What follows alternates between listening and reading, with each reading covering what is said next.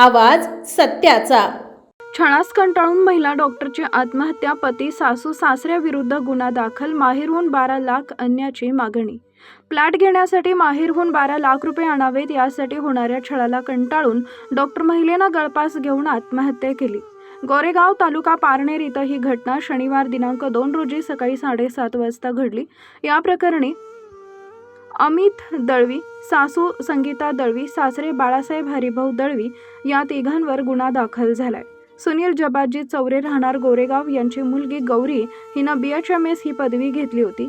तिचा 23 नोव्हेंबर 2024 रोजी अमित बाळासाहेब दळवी, मूळ राहणार केळपिंपळगाव, तालुका आष्टी, हल्ली राहणार तपोवन रस्ता, सावेडी याच्याशी विवाह झाला. अमित हा मुंबई इथे एका ॲनिमेशनच्या खाजगी कंपनीत कामाला होता. विवाहानंतर 3 महिने सासरी चांगले नांदवले.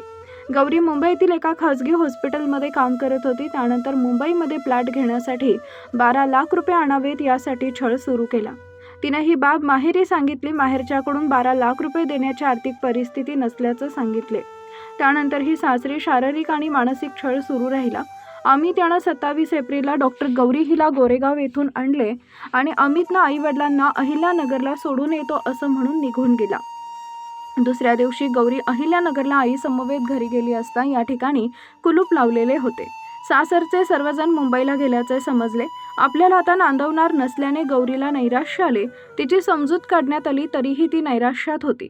सासरी होणाऱ्या छळाला कंटाळून तिने शनिवार दिनांक 2 रोजी सकाळी 7:30 वाजण्याच्या दरम्यान घरातील सिलिंग फॅनला गळफास घेऊन आत्महत्या केली. सुनील चौरे यांनी पारनेर पोलीस ठाण्यात दिलेल्या फिर्यादीवरून तिघांविरुद्ध हुंड्यासाठी छळ करणे आणि आत्महत्येस प्रवृत्त केल्याचा गुन्हा दाखल करण्यात आलाय. पोलीस उपनिरीक्षक रणजित मगरे पुढील तपास करत आहेत.